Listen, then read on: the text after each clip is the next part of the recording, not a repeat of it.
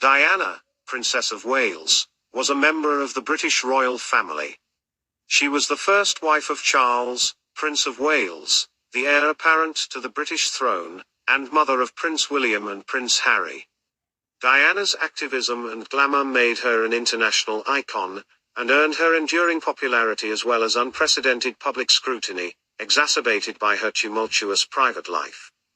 Diana was born into the British nobility and grew up close to the royal family on their Sandringham estate. In 1981, while working as a nursery teacher's assistant, she became engaged to Prince Charles, the eldest son of Queen Elizabeth II. Their wedding took place at St. Paul's Cathedral in 1981 and made her Princess of Wales, a role in which she was enthusiastically received by the public. They had two sons, William and Harry, who were then second and third in the line of succession to the British throne. Diana's marriage to Charles suffered due to their incompatibility and extramarital affairs. They separated in 1992, soon after the breakdown of their relationship became public knowledge. Their marital difficulties became increasingly publicized, and they divorced in 1996. As Princess of Wales, Diana undertook royal duties on behalf of the Queen and represented her at functions across the Commonwealth realms. She was celebrated in the media for her unconventional approach to charity work. Her patronage is initially centered on children and the elderly, but she later became known for her involvement in two particular campaigns, that involving the social attitudes towards and the acceptance of AIDS patients, and the campaign promoted through the International Red Cross for the removal of landmines. She also raised awareness and advocated for ways to help people affected with cancer and mental illness. The princess was initially noted for her shyness, but her charisma and friendliness endeared her to the public and helped her reputation survive the acrimonious collapse of her marriage. Considered to be very photogenic, she was a leader of fashion in the 1980s and 1990s. Diana's death in a car crash in Paris led to extensive public mourning and global media attention. Her legacy has had a deep impact on the royal family and British society. Chapter 1: Early Life. Diana Frances Spencer was born on the 1st of July 1961 at Park House, Sandringham, Norfolk. She was the fourth of 5 children of John Spencer, Viscount Althorpe, and Frances Spencer, Viscountess Althorpe.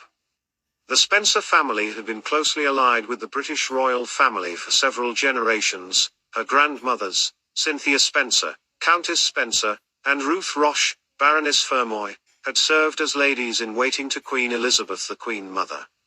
Her parents were hoping for a boy to carry on the family line, and no name was chosen for a week, until they settled on Diana Frances after her mother and after Lady Diana Spencer, a many times great-aunt who was also a prospective Princess of Wales. Within the family, she was also known informally as Duke, a reference to her duchess-like attitude in childhood. On the 30th of August 1961, Diana was baptized at St. Mary Magdalene Church, Sandringham. She grew up with 3 siblings, Sarah, Jane, and Charles.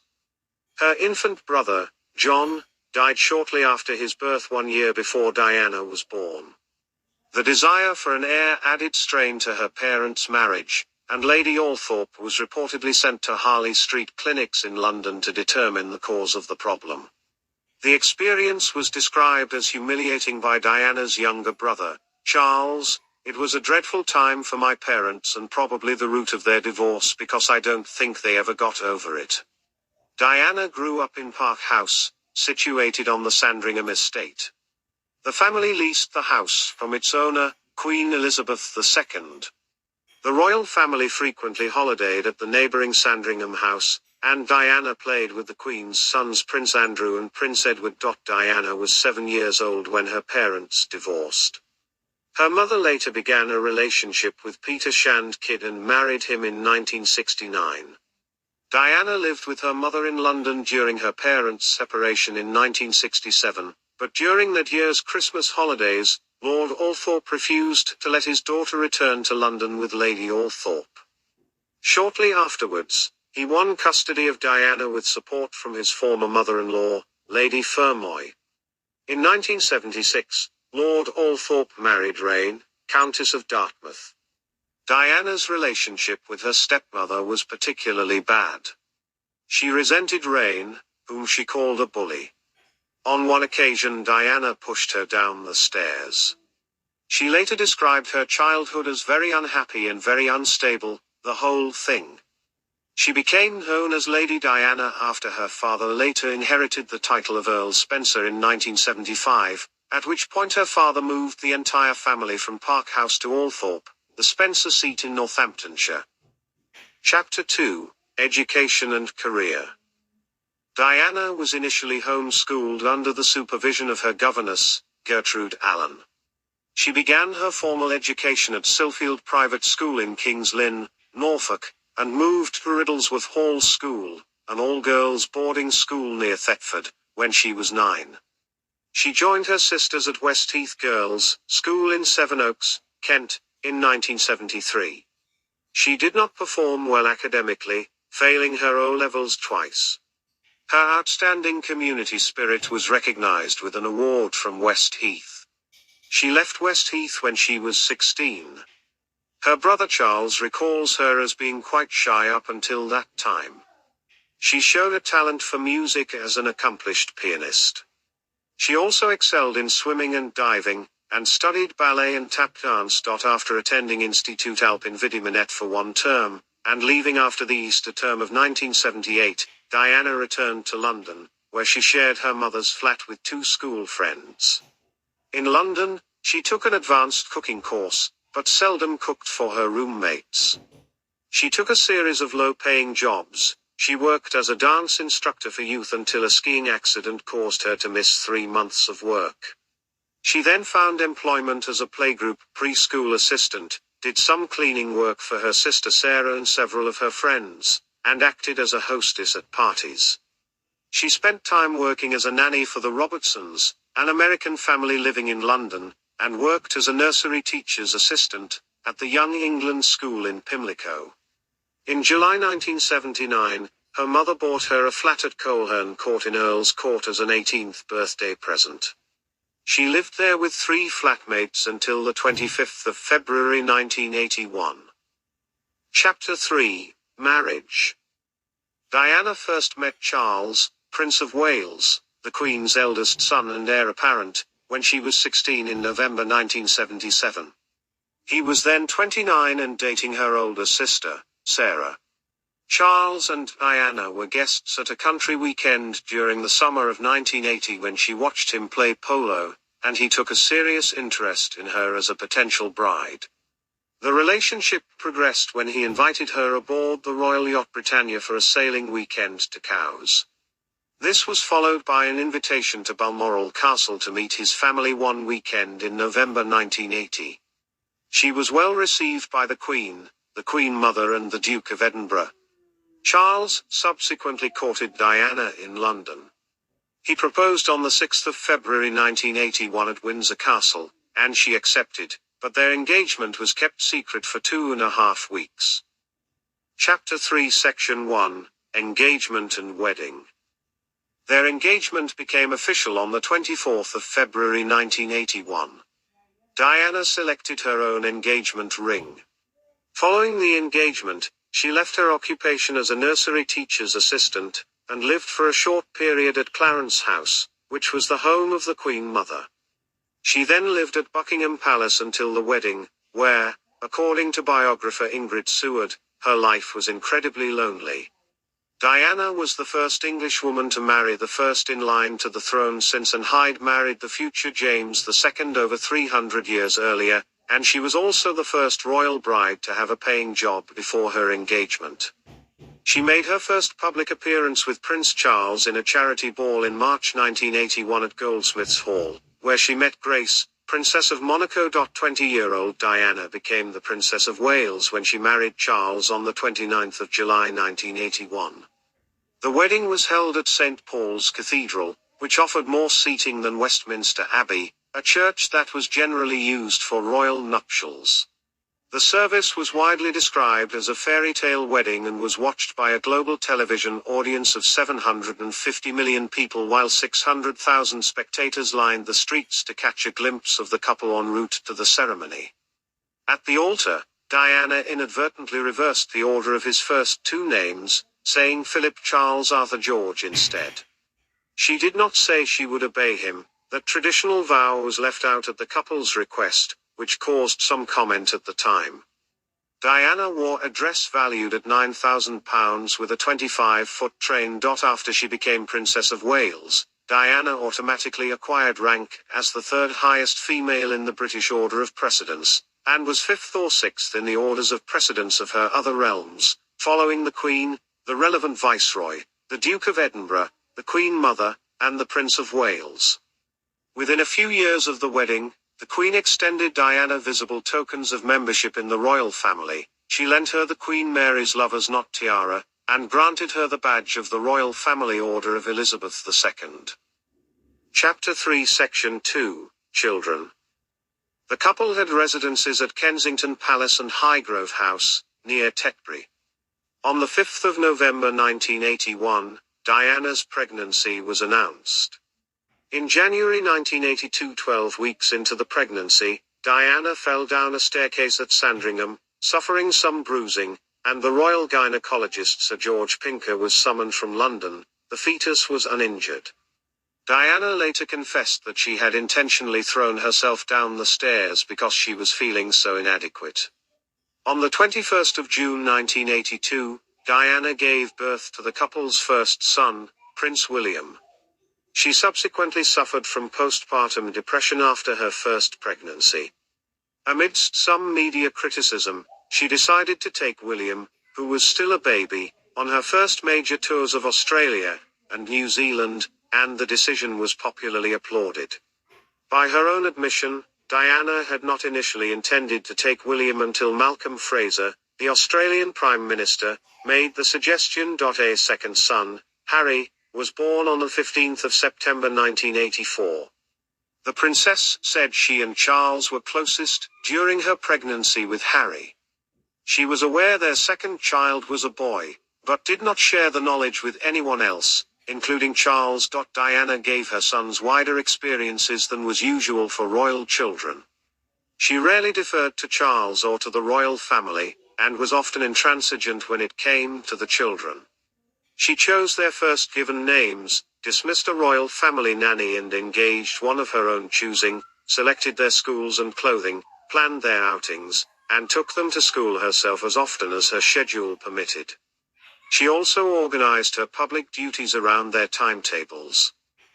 Chapter 3 Section 3, Problems and Separation. 5 years into the marriage, the couple's incompatibility and age difference of 12 years became visible and damaging. Charles resumed his relationship with his former girlfriend Camilla Parker Bowles, and Diana later began one with Major James Hewitt, the family's former riding instructor. The media speculated that Hewitt, not Charles, was Harry's father based on the alleged physical similarity between Hewitt and Harry, but Hewitt and others have denied this. Harry was born 2 years before Hewitt and Diana began their affair. By 1987, cracks in their marriage had become visible and the couple's unhappiness and cold attitude towards one another were being reported by the press. In 1989, Diana was at a birthday party for Camilla's sister, Annabel Elliott, when she confronted Camilla about her and Charles's extramarital affair. These affairs were later exposed in May 1992 with the publication of Andrew Morton's book, Diana, Her True Story. The book, which also revealed Diana's allegedly suicidal unhappiness, caused a media storm. In 1991, James Colthurst had conducted secret interviews with Diana in which she had talked about her marital issues and difficulties. These recordings were later used as a source for Morton's book. The Queen and Prince Philip hosted a meeting between Charles and Diana, and unsuccessfully tried to effect a reconciliation. Philip wrote to Diana, and expressed his disappointment at the extramarital affairs of both her and Charles. He asked her to examine their behavior from the other's point of view. The Duke was direct and Diana was sensitive. She found the letters hard to take, but nevertheless appreciated that he was acting with good intent. It was alleged by some people, including Diana's close friend Simone Simmons, that Diana and her former father-in-law, Prince Philip, had a relationship filled with tension. However, other observers said their letters provided no sign of friction between them. Philip later issued a statement, publicly denying the allegations of him insulting Diana. During 1992 and 1993, leaked tapes of telephone conversations reflected negatively on both Charles and Diana. Tape recordings of Diana and James Gilby were made public in August 1992, and transcripts were published the same month. The article, Squidgygate, was followed in November 1992 by the leaked Camillagate tapes, intimate exchanges between Charles and Camilla, published in the tabloids. In December 1992, Prime Minister John Major announced the couple's amicable separation to the House of Commons. Between 1992 and 1993, Diana hired voice coach Peter Settleton to help her develop her public speaking voice. In a videotape recorded by Settleton in 1992, Diana said that in 1984 through to 1986, she had been deeply in love with someone who worked in this environment. It is thought she was referring to Barry Manaki, who was transferred to the Diplomatic Protection Squad in 1986 after his managers had determined that his relationship with Diana had been inappropriate. Diana said in the tape that Manaki had been chucked out from his role as her bodyguard following suspicion that the two were having an affair. Penny Junor suggested in her 1998 book that Diana was in a romantic relationship with Manaki. Diana's friends dismissed the claim as absurd. In the subsequently released tapes, Diana said she had feelings for that someone, saying, "I was quite happy to give all this up just to go off and live with him." She described him as the greatest friend ever had, though she denied any sexual relationship with him. She also spoke bitterly of her husband, saying that made me feel so inadequate in every possible way, that each time I came up for air he pushed me down again. Charles's aunt, Princess Margaret, burned highly personal letters that Diana had written to the Queen Mother in 1993. Biographer William Shawcross considered Margaret's action to be understandable as she was protecting her mother and other members of the family, but regrettable from a historical viewpoint. Although she blamed Camilla Parker Bowles for her marital troubles, Diana began to believe her husband had also been involved in other affairs. In October 1993, Diana wrote to her butler Paul Burrell, telling him that she believed her husband was now in love with his personal assistant Tiggy Legburke, who was also his son's former nanny, and was planning to have her killed to make the path clear for him to marry Tiggy. Legburke had been hired by Charles as a young companion for his sons while they were in his care, and Diana was resentful of Legburke and her relationship with the young princes. Prince Charles sought public understanding via a televised interview. In the same year, the News of the World claimed that Diana had made over 300 phone calls to the married art dealer Oliver Hoare. These calls were proven to have been made both from her Kensington Palace apartment and from the phone box just outside the palace. According to Hoare's obituary, there was little doubt she had been in a relationship with him. However, Diana denied any romantic relationship with Hoare, whom she described as a friend, and said that a young boy was the source of the nuisance calls made to Hoare. She was also linked by the Presta rugby union player Will Carling and private equity investor Theodore J. Forstmann, yet these claims were neither confirmed nor proven. Chapter 3 Section 4, Divorce. Journalist Martin Bashir interviewed Diana for the BBC Current Affairs show Panorama. The interview was broadcast on the 20th of November 1995. The princess discussed her own and her husband's extramarital affairs. Referring to Charles's relationship with Camilla, she said, "Well, there were 3 of us in this marriage, so it was a bit crowded." She also expressed doubt about her husband's suitability for kingship. Authors Tina Brown, Sally Bedell-Smith, and Sarah Bradford support Diana's admission in the interview that she had suffered from depression, rampant bulimia, and had engaged numerous times in the act of self-mutilation, The show's transcript records Diana confirming many of her mental health problems, including that she had hurt arms and legs. The combination of illnesses from which Diana herself said she suffered resulted in some of her biographers opining that she had borderline personality disorder. The interview proved to be the tipping point. On the 20th of December, Buckingham Palace announced that the Queen had sent letters to Charles and Diana, advising them to divorce. The Queen's move was backed by the Prime Minister and by senior Privy Councillors, and, according to the BBC, was decided after 2 weeks of talks. Charles formally agreed to the divorce in a written statement soon after. In February 1996, Diana announced her agreement after negotiations with Charles and representatives of the Queen, irritating Buckingham Palace by issuing her own announcement of the divorce agreement and its terms. In July 1996, the couple agreed on the terms of their divorce. This followed shortly after Diana's accusation that Charles's personal assistant Tiggy Legburke had aborted his child, after which Legburke instructed her attorney Peter Carter-Ruck to demand an apology. Diana's private secretary Patrick Jeffson resigned shortly before the story broke, later writing that she had exulted in accusing Legburke of having had an abortion.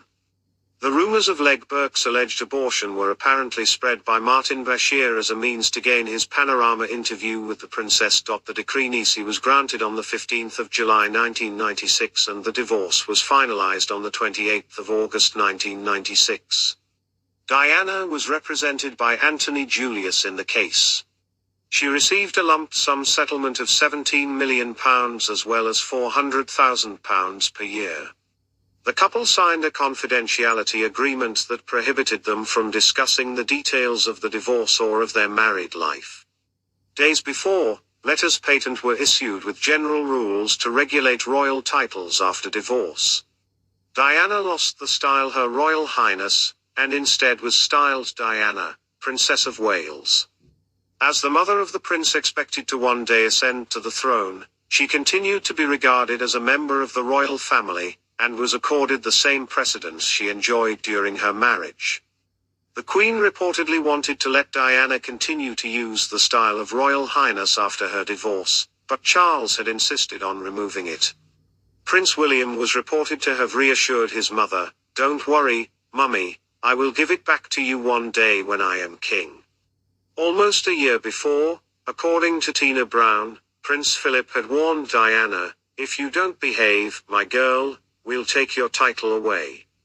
She is said to have replied, "My title is a lot older than yours, Philip." Chapter 4, Public Life. Chapter 4 Section 1, Public Appearances. Following her engagement to Prince Charles, Diana made her first official public appearance in March 1981 in a charity event at Goldsmiths Hall. In October 1981, Charles and Diana visited Wales. Diana attended the state opening of Parliament for the first time on the 4th of November 1981. Her first solo engagement was a visit to Regent Street on the 18th of November 1981 to switch on the Christmas lights. She attended the Trooping the Colour for the first time in June 1982, making her appearance on the balcony of Buckingham Palace afterwards. The princess made her inaugural overseas tour in September 1982, to attend the state funeral of Grace, Princess of Monaco. Also in 1982, Diana accompanied Charles to the Netherlands and was created a Grand Cross of the Order of the Crown by Queen Beatrix. In 1983, she accompanied Charles on a tour of Australia and New Zealand with Prince William. The tour was a success and the couple drew immense crowds, though the press focused more on Diana rather than Charles, coining the term Diana-mania as a reference to people's obsession with her. In New Zealand, the couple met with representatives of the Maori people. Their visit to Canada in June and July 1983 included a trip to Edmonton to open the 1983 Summer Universiade and a stop in Newfoundland to commemorate the 400th anniversary of that island's acquisition by the Crown. In 1983, she was targeted by the Scottish National Liberation Army, who tried to deliver a letter bomb to her. In February 1984, Diana was the patron of London City Ballet when she travelled to Norway on her own to attend a performance organised by the company.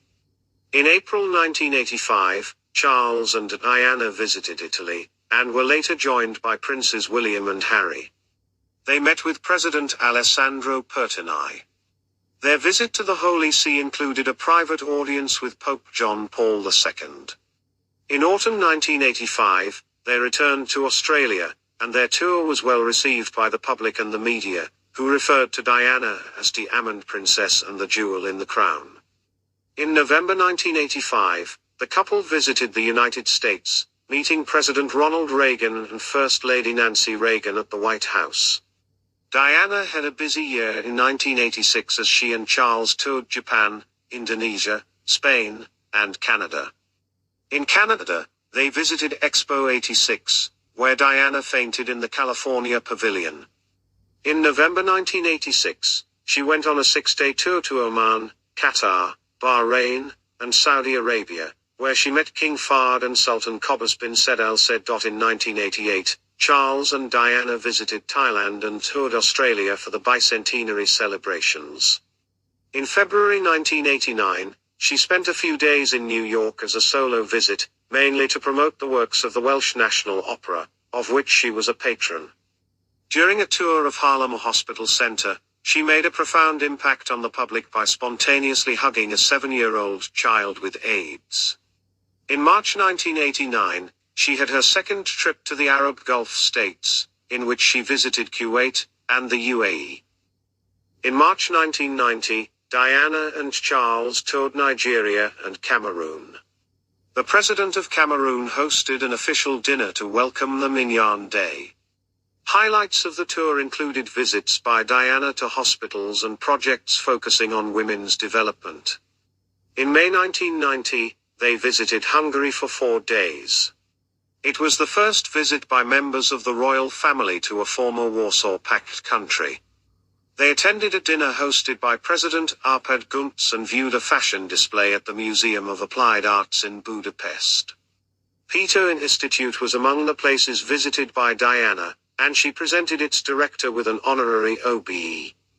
In November 1990, the royal couple went to Japan to attend the enthronement of Akihito. In her desire to play an encouraging role during the Gulf War, Diana visited Germany in December 1990 to meet with the families of soldiers. She subsequently traveled to Germany in January 1991 to visit RAF Bruggen, and later wrote an encouraging letter which was published in Soldier, Navy News and RAF News. In 1991, Charles and Diana visited Queen's University in Kingston, Ontario, where they presented the university with a replica of their royal charter. In September 1991, Diana visited Pakistan on a solo trip, and went to Brazil with Charles. During the Brazilian tour, Diana paid visits to organizations that battled homelessness among street children. Her final trips with Charles were to India and South Korea in 1992. She visited Mother Teresa's hospice in Kolkata, India. The two women met later in the same month in Rome and developed a personal relationship. It was also during the Indian tour that pictures of Diana alone in front of the Taj Mahal made headlines. In May 1992, she went on a solo tour of Egypt, visiting the Giza Pyramid Complex and attending a meeting with Egyptian President Hosni Mubarak. In November 1992, she went on an official solo trip to France and had an audience with President François Mitterrand. In December 1993, she announced that she would withdraw from public life, but in November 1994 she said she wished to make a partial return. In her capacity as the Vice President of British Red Cross, she was interested in playing an important role for its 125th anniversary celebrations. Later, the Queen formally invited her to attend the anniversary celebrations of D-Day. In February 1995, Diana visited Japan. She paid a formal visit to Emperor Akihito and Empress Michiko, and visited the National Children's Hospital in Tokyo. In June 1995, Diana went to the Venice Biennale Art Festival, and also visited Moscow where she received the International Leonardo Prize. In November 1995, Diana undertook a 4-day trip to Argentina in order to attend a charity event. The princess visited many other countries, including Belgium, Nepal, Switzerland, and Zimbabwe, alongside numerous others. During her separation from Charles, which lasted for almost 4 years, she participated in major national occasions as a senior member of the royal family, notably including the commemorations of the 50th anniversaries of Victory in Europe Day and Victory over Japan Day in 1995. The princess's 36th and final birthday celebration was held at Tate Gallery, which was also a commemorative event for the gallery's 100th anniversary. In July 1997, Diana attended Gianni Versace's funeral in Milan, Italy. Chapter 4 Section 2, Charity Work and Patronage. In 1983, she confided to the Premier of Newfoundland, Brian Peckford, "I am finding it very difficult to cope with the pressures of being Princess of Wales, but I am learning to cope with it." She was expected to make regular public appearances at hospitals, schools, and other facilities, in the 20th century model of royal patronage. From the mid-1980s, she became increasingly associated with numerous charities. She carried out 191 official engagements in 1988 and 397 in 1991. The princess developed an intense interest in serious illnesses and health-related matters outside the purview of traditional royal involvement, including AIDS and leprosy. In recognition of her effect as a philanthropist, Stephen Lee, director of the UK Institute of Charity Fundraising Managers, said her overall effect on charity is probably more significant than any other person's in the 20th century. She was the patroness of charities and organizations who worked with the homeless, youth, drug addicts, and the elderly. From 1989, she was president of Great Ormond Street Hospital for Children. She was patron of the Natural History Museum, and president of the Royal Academy of Music. From 1984 to 1996, she was president of Barnardo's, a charity founded by Dr. Thomas John Barnardo in 1866 to care for vulnerable children and young people. In 1988, she became patron of the British Red Cross and supported its organizations in other countries such as Australia and Canada. She made several lengthy visits each week to Royal Brompton Hospital, where she worked to comfort seriously ill or dying patients. From 1991 to 1996, she was a patron of Headway, a brain injury association. In 1992, she became the first patron of Chester Childbirth Appeal, a charity she had supported since 1984. The charity, which is named after one of Diana's royal titles, could raise over £1 million with her help. In 1994, she helped her friend Julia Samuel launch the charity Child Bereavement UK, which supports children of military families, those of suicide victims, terminally ill parents, and became its patron.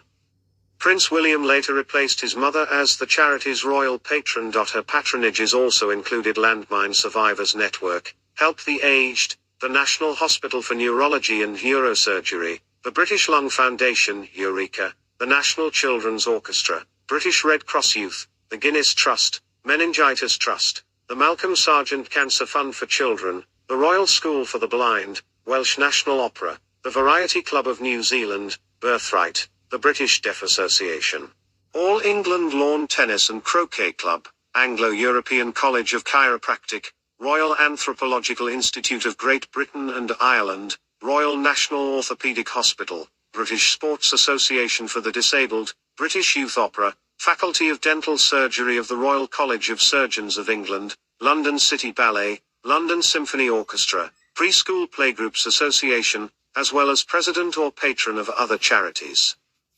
In 1987, Diana was awarded the Honorary Freedom of the City of London, the highest honour which is in the power of the City of London to bestow on someone. In June 1995, she travelled to Moscow. She paid a visit to a children's hospital she had previously supported when she provided them with medical equipment. In Moscow, she received the International Leonardo Prize, which is given to the most distinguished patrons and people in the arts, medicine, and sports.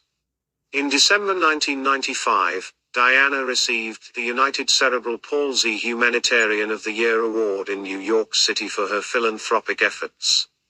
In October 1996, for her works on the elderly, she was awarded a gold medal at a healthcare conference organized by the Pio Manzu Center in Rimini, Italy. The day after her divorce, she announced her resignation from over 100 charities and retained patronages of only 6, Centrepoint, English National Ballet, Great Ormond Street Hospital, the Leprosy Mission, National AIDS Trust, and the Royal Marsden Hospital. She continued her work with the British Red Cross anti-personnel landmines campaign, but was no longer listed as patron. In May 1997, Diana opened the Richard Attenborough Centre for Disability and the Arts in Leicester, after being asked by her friend Richard Attenborough. In June 1997, some of her dresses and suits were sold at Christie's auction houses in London and New York, and the proceeds that were earned from these events were donated to charities. Her final official engagement was a visit to Northwick Park Hospital, London, on the 21st of July 1997. She was scheduled to attend a fundraiser at the Osteopathic Centre for Children on the 4th of September 1997, upon her return from Paris. Chapter 4 Section 2 Subsection 2 HIV/AIDS. The princess began her work with AIDS patients in the 1980s. She was not averse to making physical contact with AIDS patients, and was the first British royal figure to do so. In 1987, she held hands with an AIDS patient in one of her early efforts to destigmatize the condition. Diana noted, "HIV does not make people dangerous to know. You can shake their hands and give them a hug. Heaven knows they need it. What's more, you can share their homes, their workplaces, and their playgrounds and toys." To Diana's disappointment, the Queen did not support this type of charity work, suggesting she get involved in something more pleasant. In 1989, she opened Landmark AIDS Centre in South London. In October 1990, Diana opened Grandma's House, a home for young AIDS patients in Washington, D.C. She was also a patron of the National AIDS Trust. In 1991, she hugged one patient during a visit to the AIDS ward of the Middlesex Hospital, which she had opened in 1987 as the first hospital unit dedicated to this cause in the UK. As the patron of Turning Point, a health and social care organisation, Diana visited its project in London for people with HIV/AIDS in 1992. She later established and led fundraising campaigns for AIDS research. In March 1997, Diana visited South Africa, where she met with President Nelson Mandela. On the 2nd of November 2002, Mandela announced that the Nelson Mandela Children's Fund would be teaming up with the Diana, Princess of Wales Memorial Fund to help people with AIDS. They had planned the combination of the two charities a few months before her death. Mandela later praised Diana for her efforts surrounding the issue of HIV/AIDS, when she stroked the limbs of someone with leprosy or sat on the bed of a man with HIV/AIDS and held his hand. She transformed public attitudes and improved the life chances of such people. Diana had used her celebrity status to fight stigma attached to people living with HIV/AIDS, Mandela said. In 2009, a panel including Sir Ian McKellen and Alan Hollinghurst chose Diana's portrait to be shown in the Gay Icons exhibition at the National Portrait Gallery, London. In October 2017, The Attitude magazine honoured Diana with its Legacy Award for her HIV/AIDS work. Prince Harry accepted the award on behalf of his mother. Chapter 4 Section 2 Subsection 3 Landmines. Diana was the patron of the Halo Trust, an organization that removes debris, particularly landmines, left behind by war. In January 1997, pictures of Diana touring an Angolan minefield in a ballistic helmet and flak jacket were seen worldwide. During her campaign, she was accused of meddling in politics and called a loose cannon by Earl Howe, an official in the British Ministry of Defence. Despite the criticism, Halo states that Diana's efforts resulted in raising international awareness about landmines and the subsequent sufferings caused by them. In June 1997, she gave a speech at a landmines conference held at the Royal Geographical Society, and travelled to Washington, D.C.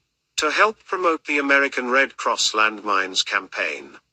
From 7 to the 10th of August 1997, just days before her death, she visited Bosnia and Herzegovina with Jerry White and Ken Rutherford of the Landmine Survivors Network. Her work on the landmines issue has been described as influential in the signing of the Ottawa Treaty, which created an international ban on the use of anti-personnel landmines.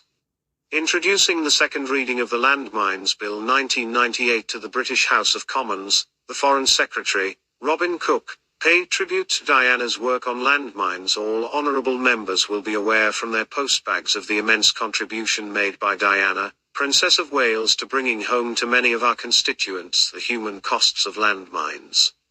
The best way in which to record our appreciation of her work, and the work of NGOs that have campaigned against landmines, is to pass the bill, and to pave the way towards a global ban on landmines. A few months after Diana's death in 1997, the international campaign to ban landmines won the Nobel Peace Prize. Chapter 4 Section 2 Subsection 4 Cancer. For her first solo official trip, Diana visited the Royal Marsden NHS Foundation Trust, a cancer treatment hospital in London. She later chose this charity to be among the organizations that benefited from the auction of her clothes in New York. The Trust's communications manager said, the princess had done much to remove the stigma and taboo associated with diseases such as cancer, AIDS, HIV, and leprosy. Diana became president of the hospital on the 27th of June 1989. The Wolfson Children's Cancer Unit was opened by Diana on the 25th of February 1993. In February 1996, Diana, who had been informed about a newly opened cancer hospital built by Imran Khan, traveled to Pakistan to visit its children's cancer wards and attend a fundraising dinner in aid of the charity in Lahore. She later visited the hospital again in May 1997. In June 1996, she traveled to Chicago in her capacity as president of the Royal Marsden Hospital in order to attend a fundraising event at the Field Museum of Natural History and raised more than £1 million for cancer research. She additionally visited patients at the Cook County Hospital and delivered remarks at a conference on breast cancer at the Northwestern University Pritzker School of Law after meeting a group of breast cancer researchers. In September 1996, after being asked by Katharine Graham, Diana went to Washington and appeared at a White House breakfast in respect of the Nina Hyde Center for Breast Cancer Research. She also attended an annual fundraiser for breast cancer research organized by the Washington Post at the same center. In 1988, Diana opened Children with Leukemia in memory of 2 young cancer victims. In November 1987, a few days after the death of Jean O'Gorman from cancer, Diana met her family. The deaths of Jean and her brother affected her, and she assisted their family to establish the charity. It was opened by her on the 12th of January 1988 at Mill Hill Secondary School, and she supported it until her death in 1997. Chapter 4 Section 2 Subsection 5 Other Areas. In November 1989, Diana visited a leprosy hospital in Indonesia. Following her visit, she became patron of the Leprosy Mission, an organization dedicated to providing medicine, treatment, and other support services to those who are afflicted with the disease. She remained the patron of this charity and visited several of its hospitals around the world, especially in India, Nepal, Zimbabwe and Nigeria until her death in 1997. She touched those affected by the disease when many people believed it could be contracted through casual contact. It has always been my concern to touch people with leprosy, trying to show in a simple action that they are not reviled, nor are we repulsed, she commented. The Diana Princess of Wales Health Education and Media Centre in Noida, India, was opened in her honour in November 1999, funded by the Diana Princess of Wales Memorial Fund to give social support to the people affected by leprosy and disability. Diana was a long-standing campaign to ban landmines won the Nobel Peace Prize. Chapter 4 Section 2 Subsection 4 Cancer. For her first solo official trip, Diana visited the Royal Marsden NHS Foundation Trust, a cancer treatment hospital in London. She later chose this charity to be among the organizations that benefited from the auction of her clothes in New York. The Trust's communications manager said, "The princess had done much to remove the stigma and taboo associated with diseases such as cancer, AIDS, HIV, and leprosy." Diana became president of the hospital on the 27th of June 1989. The Wolfson Children's Cancer Unit was opened by Diana on the 25th of February 1993. In February 1996, Diana, who had been informed about a newly opened cancer hospital built by Imran Khan, traveled to Pakistan to visit its children's cancer wards and attend a fundraising dinner in aid of the charity in Lahore. She later visited the hospital again in May 1997. In June 1996, she traveled to Chicago in her capacity as president of the Royal Marsden Hospital in order to attend a fundraising event at the Field Museum of Natural History and raised more than £1 million for cancer research. She additionally visited patients at the Cook County Hospital and delivered remarks at a conference on breast cancer at the Northwestern University Pritzker School of Law after meeting a group of breast cancer researchers.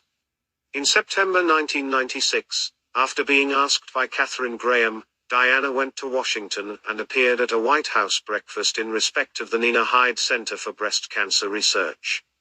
She also attended an annual fundraiser for breast cancer research organized by the Washington Post at the same center. In 1988, Diana opened Children with Leukemia in memory of 2 young cancer victims.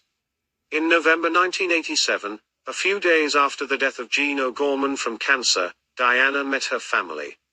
The deaths of Jean and her brother affected her and she assisted their family to establish the charity. It was opened by her on the 12th of January 1988 at Mill Hill Secondary School, and she supported it until her death in 1997. Chapter 4 Section 2 Subsection 5 Other Areas. In November 1989, Diana visited a leprosy hospital in Indonesia. Following her visit, she became patron of the Leprosy Mission, an organization dedicated to providing medicine, treatment, and other support services to those who are afflicted with the disease. She remained the patron of this charity and visited several of its hospitals around the world, especially in India, Nepal, Zimbabwe and Nigeria until her death in 1997. She touched those affected by the disease when many people believed it could be contracted through casual contact.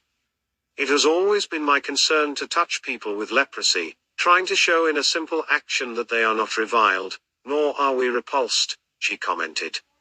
The Diana Princess of Wales Health Education and Media Centre in Noida, India, was opened in her honour in November 1999, funded by the Diana Princess of Wales Memorial Fund to give social support to the people affected by leprosy and disability. Diana was a long-standing and active supporter of Centrepoint, a charity which provides accommodation and support to homeless people, and became patron in 1992. She supported organizations that battle poverty and homelessness, including The Passage. The princess was a supporter of young homeless people and spoke out on behalf of them by saying that they deserve a decent start in life. "We, as a part of society, must ensure that young people, who are our future, are given the chance they deserve," she said. Diana used to take young William and Harry for private visits to Centrepoint services and homeless shelters. The young people at Centrepoint were always really touched by her visits and by her genuine feelings for them, said one of the charity's staff members. Prince William later became the patron of this charity. Diana was a staunch and long-time supporter of charities and organizations that focused on social and mental issues, including Relate and Turning Point. Relate was relaunched in 1987 as a renewed version to its predecessor, the National Marriage Guidance Council. Diana became its patron in 1989. Turning Point, a health and social care organization, was founded in 1964 to help and support those affected by drug and alcohol misuse and mental health problems. She became the charity's patron in 1987 and visited the charity on a regular basis, meeting the sufferers at its centers or institutions including Rampton and Broadmoor. In 1990 during a speech for Turning Point she said, It takes professionalism to convince a doubting public that it should accept back into its midst many of those diagnosed as psychotics, neurotics and other sufferers who Victorian communities decided should be kept out of sight in the safety of mental institutions. Despite the protocol problems of traveling to a Muslim country, she made a trip to Pakistan later that year in order to visit a rehabilitation center in Lahore as a sign of her commitment to working against drug abuse. Chapter 4 Section 3, Privacy and Legal Issues. In November 1980, the Sunday Mirror ran a story claiming that Charles had used the royal train twice for secret love rendezvous with Diana, prompting the palace to issue a statement, calling the story a total fabrication and demanding an apology. The newspaper editors, however, insisted that the woman boarding the train was Diana and declined to apologize. In February 1982, pictures of a pregnant Diana in bikini while holidaying were published in the media. The Queen subsequently released a statement and called it the blackest day in the history of British journalism. In 1993, Mirror Group newspapers published photographs of Diana that were taken by gym owner Bryce Taylor. The photos showed her exercising in the gym LA Fitness wearing a leotard and cycling shorts.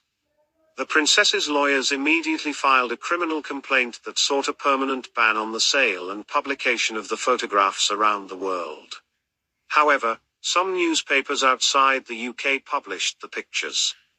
The courts granted an injunction against Taylor and MGN that prohibited further publication of the pictures. MGN later issued an apology after facing much criticism from the public. It is said that MGN gave Diana £1 million as a payment for her legal costs and donated £200,000 to her charities. Taylor apologized as well and paid Diana £300,000, although it was alleged that a member of the royal family had helped him financially. Chapter 5, Personal Life After Divorce. After her 1996 divorce, Diana retained the double apartment on the north side of Kensington Palace that she had shared with Charles since the first year of their marriage. The apartment remained her home until her death the following year. She also moved her offices to Kensington Palace but was permitted to use the state apartments at St. James's Palace. In a book published in 2003, Paul Burrell claimed Diana's private letters had revealed that her brother, Lord Spencer, had refused to allow her to live at Althorpe, despite her request. She was also given an allowance to run her private office, which was responsible for her charity work and royal duties, but from September 1996 onwards she was required to pay her bills and any expenditure incurred by her or on her behalf. Furthermore, she continued to have access to the jewelry that she had received during her marriage, and was allowed to use the air transport of the British royal family and government. Diana was also offered security by Metropolitan Police's Royalty Protection Group, which she benefited from while travelling with her sons, but had refused it in the final years of her life, in an attempt to distance herself from the royal family. Diana dated the British Pakistani heart surgeon Hasinet Khan, who was called the love of her life by many of her closest friends after her death, and she is said to have described him as Mr. Wonderful. In May 1996, Diana visited Lahore upon invitation of Imran Khan, a relative of Hasinet Khan, and visited the latter's family in secret. Khan was intensely private and the relationship was conducted in secrecy, with Diana lying to members of the press who questioned her about it. Their relationship lasted almost 2 years with differing accounts of who ended it. She is said to have spoken of her distress when he ended their relationship. However, according to Khan's testimony at the inquest into her death, it was Diana who ended their relationship in the summer of 1997. Burrell also said the relationship was ended by Diana in July 1997. Burrell also claimed that Diana's mother, Frances Shand Kidd, disapproved of her daughter's relationship with a Muslim man. By the time of Diana's death in 1997, she had not spoken to her mother in 4 months. By contrast, her relationship with her estranged stepmother had reportedly improved. Within a month, Diana began a relationship with Dodi Fayed, the son of her summer host, Mohammed Al Fayed. That summer, Diana had considered taking her sons on a holiday to the Hamptons on Long Island, New York, but security officials had prevented it. After deciding against a trip to Thailand, she accepted Fade's invitation to join his family in the south of France, where his compound and large security detail would not cause concern to the Royal Protection Squad. Mohammed Al Fayed bought the Jonikal, a 60-meter multi-million-pound yacht on which to entertain Diana and her sons. Chapter 6, Death. On the 31st of August 1997, Diana died in a car crash in the Pont de l'Alma tunnel in Paris while the driver was fleeing the paparazzi. The crash also resulted in the deaths of her companion Dodi Fayed and the driver, Henri Paul, who was the acting security manager of the Hotel Ritz Paris. Trevor Rees-Jones, who was employed as a bodyguard by Dodi's father, survived the crash. The televised funeral, on the 6th of September, was watched by a British television audience that peaked at 32.10 million, which was one of the United Kingdom's highest viewing figures ever. Millions more watched the event around the world.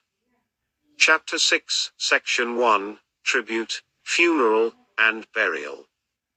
The sudden and unexpected death of an extraordinarily popular royal figure brought statements from senior figures worldwide and many tributes by members of the public. People left flowers, candles, cards, and personal messages outside Kensington Palace for many months. Her coffin, draped with the royal flag, was brought to London from Paris by Prince Charles and Diana's two sisters on the 31st of August 1997. The coffin was taken to a private mortuary and then placed in the Chapel Royal, St. James's Palace. On the 5th of September, Queen Elizabeth II paid tribute to her in a live television broadcast. Diana's funeral took place in Westminster Abbey on the 6th of September. Her sons walked in the funeral procession behind her coffin, along with her ex-husband the Prince of Wales, the Duke of Edinburgh, Diana's brother Lord Spencer, and representatives of some of her charities. Lord Spencer said of his sister, "She proved in the last year that she needed no royal title to continue to generate her particular brand of magic." Rewritten in tribute to Diana, Candle in the Wind 1997 was performed by Elton John at the funeral service. Released as a single in 1997, the global proceeds from the song have gone to Diana's charities. The burial took place privately later the same day. Diana's former husband, sons, mother, siblings, a close friend, and a clergyman were present. Diana's body was clothed in a black long-sleeved dress designed by Catherine Walker, which she had chosen some weeks before. A set of rosary beads that she had received from Mother Teresa was placed in her hands. Diana's grave is on an island within the grounds of Althorpe Park, the Spencer family home for centuries. The burial party was provided by the 2nd Battalion, the Princess of Wales's Royal Regiment, who carried Diana's coffin across to the island and laid her to rest. Diana was the regiment's colonel-in-chief from 1992 to 1996. The original plan was for Diana to be buried in the Spencer family vault at the local church in nearby Great Brington, but Lord Spencer said he was concerned about public safety and security and the onslaught of visitors that might overwhelm Great Brington. He decided Diana would be buried where her grave could be easily cared for and visited in privacy by William, Harry, and other relatives. Chapter 6, Section 2, Conspiracy Theories, Inquest and Verdict. The initial French judicial investigation concluded that the crash was caused by Paul's intoxication, reckless driving, speeding, and effects of prescription drugs. In February 1998, Mohammed Al Fayed, father of Dodi Fayed, publicly said the crash, which killed his son, had been planned and accused MI6 and the Duke of Edinburgh. An inquest that started in London in 2004 and continued in 2007-08 attributed the crash to grossly negligent driving by Paul and to the pursuing paparazzi, who forced Paul to speed into the tunnel. On the 7th of April 2008, the jury returned a verdict of unlawful killing. On the day after the final verdict of the inquest, Al Fayed announced that he would end his 10-year campaign to establish that the tragedy was murder. He said he did so for the sake of Diana's children. Chapter 6, Section 3, Later Events. Chapter 6, Section 3, Subsection 2, Finances. Following her death, Diana left a £21 million estate, netting £17 million after estate taxes, which were left in the hands of trustees, her mother, and her sister, Lady Sarah. The will was signed in June 1993, but Diana had it modified in February 1996 to remove the name of her personal secretary from the list of trustees and have her sister replace him. After applying personal and inheritance taxes, a net estate of £12.9 million was left to be distributed among the beneficiaries. Her two sons subsequently inherited the majority of her estate. Each of them was left with £6.5 million, which was invested and gathered substantial interest, and an estimated £10 million was given to each son upon turning 30 years old in 2012 and 2014 respectively. Many of Diana's possessions were initially left in the care of her brother, who put them on show in Althorpe twice a year until they were returned to the princes. They were also put on display in American museums and as of 2011 raised $2 million for charities. Among the objects were her dresses and suits along with numerous family paintings, jewels and 2 diamond tiaras. Diana's engagement ring and her yellow gold watch were given to Harry and William, respectively. The brothers eventually exchanged mementos and William later passed the ring to his wife, Catherine Middleton. The ownership of Diana's wedding dress was also given to her sons. In addition to her will, Diana had also written a letter of wishes in which she had asked for 3/4 of her personal property to be given to her sons, and dividing the remaining quarter between her 17 godchildren. Despite Diana's wishes, the executors petitioned the probate court for a variance of the will, and the letter of wishes was ignored because it did not contain certain language required by British law. Eventually, one item from Diana's estate was given to each of her godchildren, while they would have received £100,000 each, had 1/4 of her estate been divided between them. The variance also prevented the estate from being distributed between her sons at the age of 25 but postponed it until they were 30. Diana also left her butler Paul Burrell around £50,000 in cash. Chapter 6, Section 3, Subsection 3, Subject of Government Surveillance. In 1999, after the submission of a Freedom of Information Act request filed by the Internet news service apponline.com, it was revealed that Diana had been placed under surveillance by the National Security Agency until her death, and the organization kept a top-secret file on her containing more than 1,000 pages. The contents of Diana's NSA file cannot be disclosed because of national security concerns. The NSA officials insisted Diana was not a target of massive, worldwide electronic eavesdropping infrastructure. Despite multiple inquiries for the files to be declassified, with one of the notable ones being filed by Mohammed El-Fayed, the NSA has refused to release the documents. In 2008, Ken Worth, a former bodyguard of Diana, claimed that her scandalous conversations with James Gilby were in fact recorded by the GCHQ, which intentionally released them on a loop. People close to Diana believed the action was intended to defame her. Worf said Diana herself believed that members of the royal family were all being monitored, though he also stated that the main reason for it could be the potential threats of the IRA. Chapter 6, Section 3, Subsection 4, Anniversaries, Commemorations, and Auctions. On the first anniversary of Diana's death, people left flowers and bouquets outside the gates of Kensington Palace and a memorial service was held at Westminster Abbey.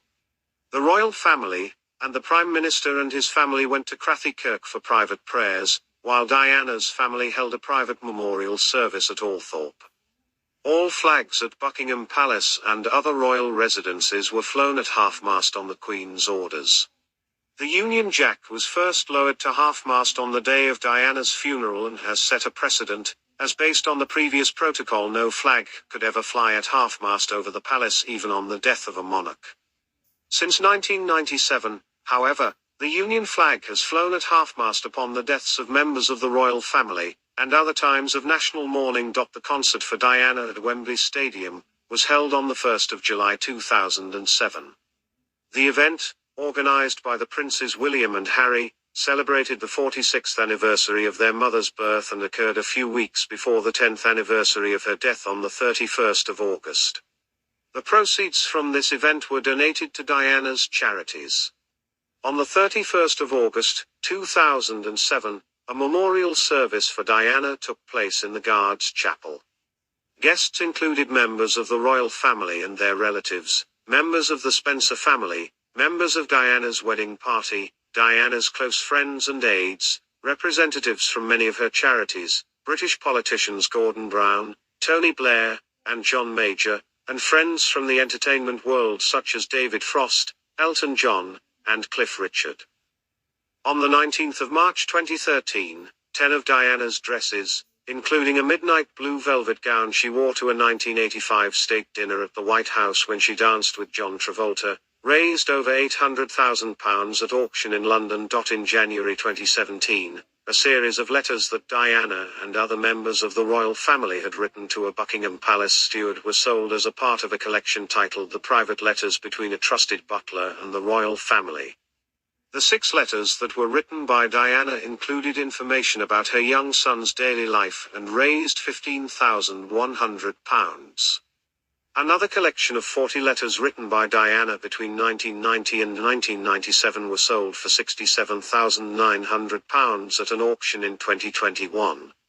Diana, Her Fashion Story, an exhibition of gowns and suits worn by Diana, was announced to be opened at Kensington Palace in February 2017 as a tribute to mark her 20th death anniversary, with her favorite dresses created by numerous fashion designers, including Catherine Walker and Victor Edelstein, being displayed. The exhibition opened on the 24th of February displaying a collection of 25 dresses, and was set to remain open until 2018. Other tributes planned for the anniversary included exhibitions at Althorpe hosted by Diana's brother, Earl Spencer, a series of commemorating events organized by the Diana Award, as well as restyling Kensington Gardens and creating a new section called the White Garden in order to symbolize Diana's life and style. On the 31st of August 2019, the Princess Diana 3D Virtual Museum was launched to mark the 22nd anniversary of Diana's death. Operated by the Princess and the Platypus Foundation, the online museum consisted of over 1,000 of Diana's items which were photographed using the techniques of virtual reality. Chapter 7, Legacy. Chapter 7 Section 1, Public Image. Diana remains one of the most popular members of the royal family throughout history, and she continues to influence the younger generations of royals. She was a major presence on the world stage from her engagement to Prince Charles in 1981 until her death in 1997, and was often described as the world's most photographed woman. She was noted for her compassion, style, charisma, and high-profile charity work, as well as her ill-fated marriage. Diana's former private secretary, Patrick Jeffson, described her as an organized and hard-working person, and pointed out Charles was not able to reconcile with his wife's extraordinary popularity, a viewpoint supported by biographer Tina Brown. He also said she was a tough boss, who was equally quick to appreciate hard work, but could also be defiant if she felt she had been the victim of injustice. Diana's mother also defined her as a loving figure who could occasionally be tempestuous. Paul Burrell, who worked as a butler for Diana, remembered her as a deep thinker capable of introspective analysis. She was often described as a devoted mother to her children, who are believed to be influenced by her personality and way of life. In the early years, Diana was often noted for her shy nature. Journalist Michael White perceived her as being smart, shrewd and funny. Those who communicated with her closely describe her as a person who was led by her heart. In an article for The Guardian, Monica Ali described Diana as a woman with a strong character, who entered the royal family as an inexperienced girl and, despite being uneducated, she could handle their expectations and overcome the difficulties and sufferings of her marital life. Ali also believed that she had a lasting influence on the public discourse, particularly in matters of mental health by discussing her eating disorder publicly. According to Tina Brown, in her early years Diana possessed a passive power, a quality that in her opinion she shared with the Queen Mother and a trait that would enable her to instinctively use her appeal to achieve her goals. Brown also believed that Diana was capable of charming people with a single glance. Diana was widely known for her encounters with sick and dying patients, and the poor and unwanted whom she used to comfort, an action that earned her more popularity. She was mindful of people's thoughts and feelings, and later revealed her wish to become a beloved figure among the people, saying in her 1995 interview, "I'd like to be a queen of people's hearts, in people's hearts." Known for her easygoing attitude, she reportedly hated formality in her inner circle, asking people not to jump up every time she enters the room. Diana is often credited with widening the range of charity works carried out by the royal family, in a more modern style. Eugene Robinson of the Washington Post wrote in an article that Diana imbued her role as royal princess with vitality, activism and, above all, glamour. Alicia Carroll of the New York Times described Diana as a breath of fresh air who was the main reason the royal family was known in the United States. In Anthony Holden's opinion, Diana was visibly reborn after her separation from Charles, a point in her life that was described by Holden as her moment of triumph, which put her on an independent path to success. Biographer Sarah Bradford commented, "The only cure for her suffering would have been the love of the Prince of Wales, which she so passionately desired, something which would always be denied her. His was the final rejection. The way in which he consistently denigrated her reduced her to despair." Despite all the marital issues and scandals, Diana continued to enjoy a high level of popularity in the polls while her husband was suffering from low levels of public approval. Her peak popularity rate in the United Kingdom, between 1981 and 2012 was 47%. In Theodore Dalrymple's opinion, her popularity stemmed from both her extreme difference from common people and her similarity to them. He believed that by going public about her marital issues and bulimia, she won the admiration of all those who have been unhappy in their marriages as well as people who suffered from psychological problems. Highly regarded by the LGBT community due to her work with gay men suffering from AIDS, Diana is considered to be a gay icon. Diana had become what Prime Minister Tony Blair called the People's Princess, an iconic national figure. He had reportedly said that she had shown the nation a new way to be British. Her sudden death brought an unprecedented spasm of grief and mourning, and subsequently a crisis arose in the royal household. Andrew Marr said that by her death, she revived the culture of public sentiment, while The Guardian's Matthew D'Ancona dubbed Diana the Queen of the Realm of Feeling and said that the impassioned aftermath of her death was a bold punctuation mark in a new national narrative that favored disinhibition, empathy and personal candor. Her brother, the Earl Spencer, captured her role. Diana was the very essence of compassion, of duty, of style, of beauty. All over the world she was a symbol of selfless humanity. All over the world, a standard bearer for the rights of the truly downtrodden, a very British girl who transcended nationality. Someone with a natural nobility, who was classless and who proved in the last year that she needed no royal title to continue to generate her particular brand of magic. In 1997, Diana was one of the runners-up for Time magazine's Person of the Year. In 1999, Time magazine named Diana one of the 100 most important people of the 20th century. In 2002, Diana ranked third on the BBC's poll of the 100 greatest Britons, above the Queen and other British monarchs. In 2003, VH1 ranked her at number 9 on its 200 greatest pop culture icons list, which recognizes the folks that have significantly inspired and impacted American society. In 2006, the Japanese public ranked Diana 12th in the top 100 historical persons in Japan. In 2018, Diana ranked 15th on the BBC History's poll of 100 women who changed the world. In 2020, Time magazine included Diana's name on its list of 100 Women of the Year. She was chosen as the Woman of the Year 1987 for her efforts in destigmatizing the conditions surrounding HIV/AIDS patients. Despite being regarded as an iconic figure and a popular member of the royal family, Diana was subject to criticism during her life. Patrick Jeffson, her private secretary of 8 years, wrote in an article in the Daily Telegraph that had an extra quality that frustrated her critics during her lifetime, and has done little to soften their disdain since her death. Diana was criticized by philosophy professor Anthony O'Hare, who in his notes argued that she was unable to fulfill her duties, her reckless behavior was damaging the monarchy, and she was self-indulgent in her philanthropic efforts. Following his remarks, charity organizations that were supported by Diana defended her, and Peter Luff called O'Hare's comments distasteful and inappropriate. Further criticism surfaced as she was accused of using her public profile to benefit herself, which in return demeaned her royal office. Diana's unique type of charity work, which sometimes included physical contact with people affected by serious diseases, occasionally had a negative reaction in the media. Diana's relationship with the press and the paparazzi has been described as ambivalent.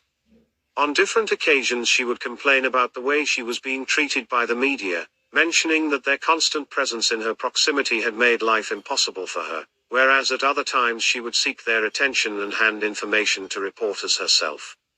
Writing for The Guardian, Peter Conrad suggested that it was Diana who let the journalists and paparazzi into her life as she knew they were the source of her power. Thus, she overburdened herself with public duties and destroyed the border between private and public life. This view was supported by Christopher Hitchens, who believed that in pursuit of a personal solution to an unhappy private life, she became an assiduous leaker to the press.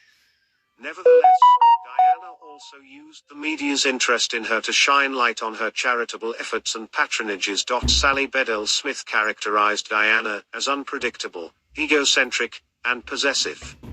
Smith also argued that in her desire to do charity works she was motivated by personal considerations, rather than by an ambitious urge to take on a societal problem.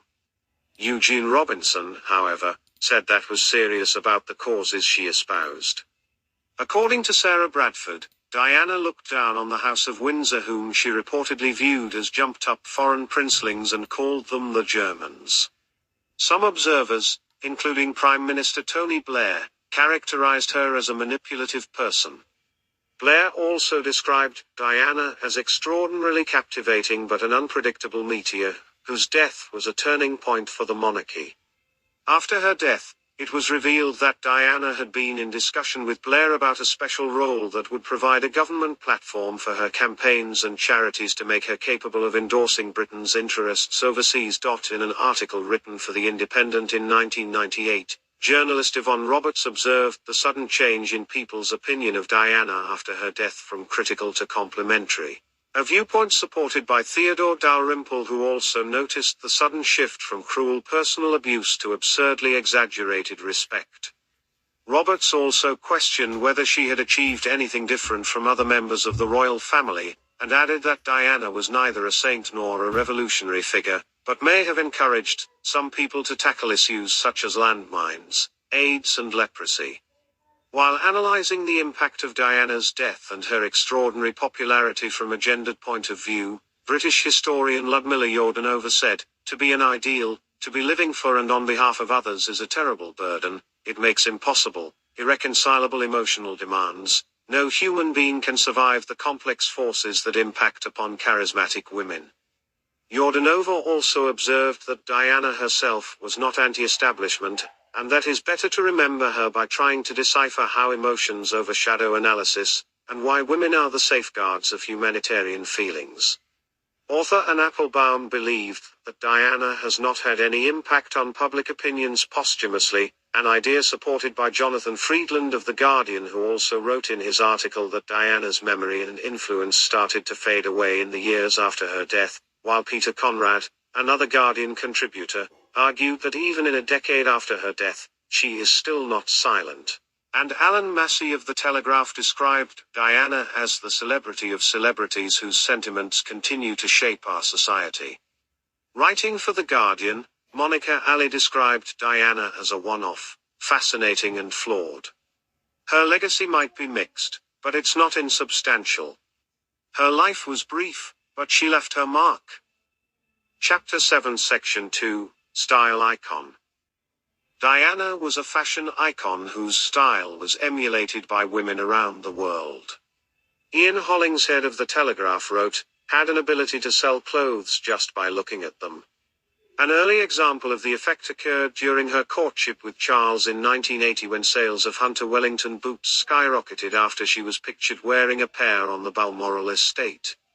According to designers and people who worked with Diana, she used fashion and style to endorse her charitable causes, express herself and communicate. Diana remains a prominent figure for her fashion style, impacting recent cultural and style trends.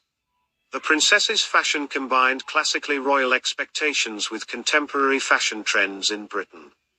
While on diplomatic trips, her clothes and attire were chosen to match the destination country's costumes, and while off-duty she used to wear loose jackets and jumpers. She was always very thoughtful about how her clothes would be interpreted. It was something that really mattered to her, according to Anna Harvey, a former British Vogue editor and Diana's fashion mentor. Her fashion sense originally incorporated decorous and romantic elements, with pastel shades and lush gowns. Elements of her fashion rapidly became trends. She foregoed certain traditions, such as wearing gloves during engagements, and sought to create a wardrobe that helped her to connect with the public. According to Donatella Versace, who worked closely with Diana alongside her brother, Diana's interest and sense of curiosity about fashion grew significantly after her marital separation. Her style subsequently grew bolder and more businesslike, featuring structured skirt suits, sculptural gowns, and neutral tones designed to reflect attention toward her charity work. Catherine Walker was among Diana's favorite designers with whom she worked to create her royal uniform. Among her favored designers were Versace, Armani, Chanel, Dior, Gucci, and Clarks. Her iconic outfits include a cocktail dress by Christina Stambolian, commonly known as the revenge dress, which she wore after Charles's admission of adultery, as well as an evening gown by Victor Edelstein that she wore to a reception at the White House and later became known as the Travolta dress. Copies of Diana's British Vogue featured pink chiffon blouse by David and Elizabeth Emanuel, which appeared on the magazine's cover on her engagement announcement day, sold in the millions. She appeared on 2 more British Vogue covers during her lifetime, and was featured on its October 1997 issue posthumously. She was also featured in the cover story for the July 1997 issue of Vanity Fair. Diana did her own makeup for events, and was accompanied by a hairstylist for public appearances. In the 1990s, Diana was frequently photographed clutching distinctive handbags manufactured by Gucci and Dior, which became known as the Gucci Diana and Lady Dior. Following the opening of an exhibition of Diana's clothes and dresses at Kensington Palace in 2017, Catherine Bennett of The Guardian said such exhibitions are among the suitable ways to commemorate public figures whose fashion styles were noted due to their achievements. The exhibition suggests to detractors who, like many other princesses, looking lovely in different clothes was pretty much her life's work, which also brings interest in her clothing. Versace also pointed out that anyone, before or after her, has done for fashion what Diana did. One of Diana's favorite milliners, John Boyd, said Diana was our best ambassador for hats, and the entire millinery industry owes her a debt. Boyd's pink tricorn hat Diana wore for her honeymoon was later copied by milliners across the world and credited with rebooting an industry in decline for decades. Fashion collections for ASOS.com, Off-White and Tory Burch have been inspired by the princess's style. The princess was named to the International Best Dressed List Hall of Fame in 1989. In 2004, people cited her as one of the all-time most beautiful women. In 2012, Time included Diana on its all-time 100 fashion icons list. Chapter 7, Section 3, Memorials. Immediately after her death, many sites around the world became briefly ad hoc memorials to Diana where the public left flowers and other tributes. Her son, Prince William, has stated that the outpouring of public grief after her death changed the British psyche, for the better, while journalist Alistair Campbell noted that it assisted in diminishing the stiff upper lip approach. The largest memorial was outside the gates of Kensington Palace, where people continue to leave flowers and tributes. Permanent memorials include the Diana, Princess of Wales Memorial Gardens in Regent Centre Gardens, Kirkintilloch. The Diana, Princess of Wales Memorial Fountain in Hyde Park, London, opened by Queen Elizabeth II. The Diana, Princess of Wales Memorial Playground in Kensington Gardens, London. The Diana, Princess of Wales Memorial Walk, a circular path between Kensington Gardens, Green Park, Hyde Park, and St James's Park, London.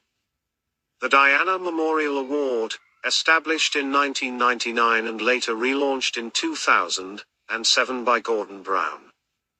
Statue of Diana, Princess of Wales, in the sunken garden of Kensington Palace, commissioned by Prince William and Prince Harry. The Princess Diana Memorial, Austria, is the first memorial dedicated to Diana, Princess of Wales, in a German-speaking country.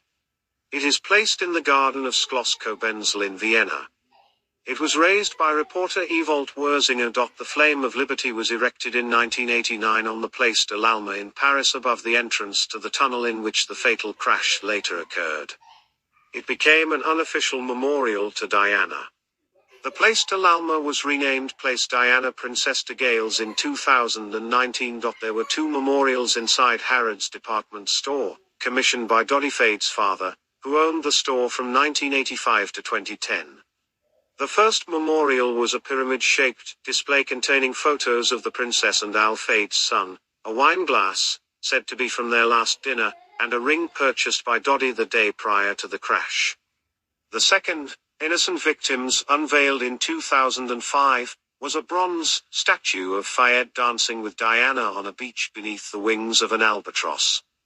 In January 2018, it was announced that the statue would be returned to the Al Fayed family. In 1998, several countries issued postage stamps commemorating Diana, including the UK, Armenia, Azerbaijan, Somalia, and Congo. In November 2002, a £4,000 bronze plaque was unveiled by Earl Spencer at Northampton Guildhall, as a memorial to his sister.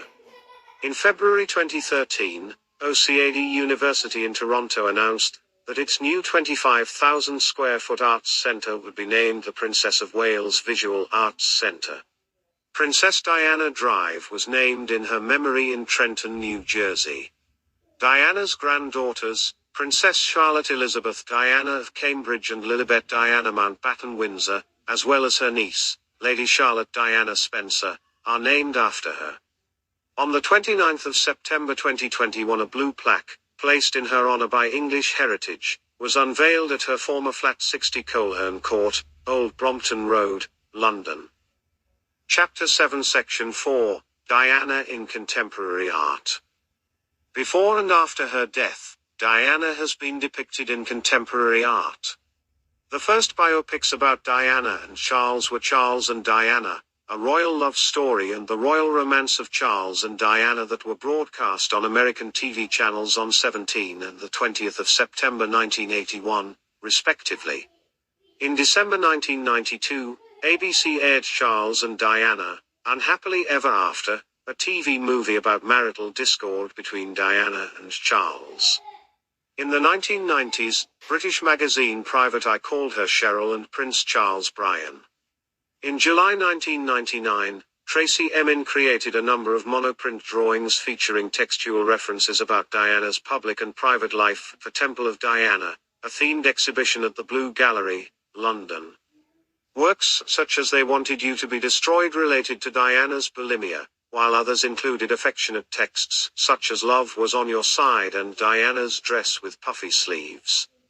Another text praised her selflessness, the things you did to help other people, showing Diana in protective clothing walking through a minefield in Angola, while another referenced the conspiracy theories of her drawings. Emin maintained they're quite sentimental, and there's nothing cynical about it whatsoever. In 2005, Martin Sastre premiered, during the Venice Biennale, the film Diana, The Rose Conspiracy. This fictional work starts with the world discovering Diana alive and enjoying a happy undercover new life in a dangerous Cantegral on the outskirts of Montevideo. Shot at an Uruguayan slum using a Diana impersonator from Sao Paulo, the film was selected by the Italian Art Critics Association as one of the Venice Biennial's best works. In 2007, following an earlier series referencing the conspiracy theories, Stella Vine created a series of Diana paintings for her first major solo exhibition at Modern Art Oxford Gallery. Vine intended to portray Diana's combined strength and vulnerability as well as her closeness to her two sons. The works, all completed in 2007, included Diana Branches, Diana Family Picnic, Diana Vale, Diana Crash and Diana Pram, which incorporates the quotation "I vow to thee my country." Vine asserted her own abiding attraction to the beauty and the tragedy of Diana's life. The 2007 docudrama Diana, Last Days of a Princess details the final 2 months of her life. She is portrayed by Irish actress Genevieve O'Reilly. On an October 2007 episode of The Chasers' War on Everything, Andrew Hansen mocked Diana in his eulogy song, which immediately created considerable controversy in the Australian media. In 2017, Prince William and Prince Harry commissioned 2 documentaries to mark the 20th anniversary of her death. The first of the two, Diana, Our Mother, Her Life and Legacy, was broadcast on ITV and HBO on the 24th of July 2017. This film focuses on Diana's legacy and humanitarian efforts for causes such as AIDS, landmines, homelessness and cancer. The second documentary, Diana, 7 Days, aired on the 27th of August on BBC and focused on Diana's death and the subsequent outpouring of grief. She was also being depicted by contemporary painter Sam McInnes in a 2017 exhibition that included portraits of musicians Prince and Lord, actress Drew Barrymore, and author Joan Didion. Actresses who have portrayed Diana include Serena Scott Thomas, Julie Cox, Amy Seckham, Michelle Duncan, Genevieve O'Reilly, Natalie Brocker, Naomi Watts, Gianna Duval, Emma Corrin and Elizabeth Debicki, and Kristen Stewart. In 2021, Corrin won a Golden Globe Award for her portrayal of the younger Diana Spencer. In 2022, Stewart was nominated for an Academy Award for Best Actress for her portrayal of Diana. Chapter 8, Titles, Styles, Honors and Arms.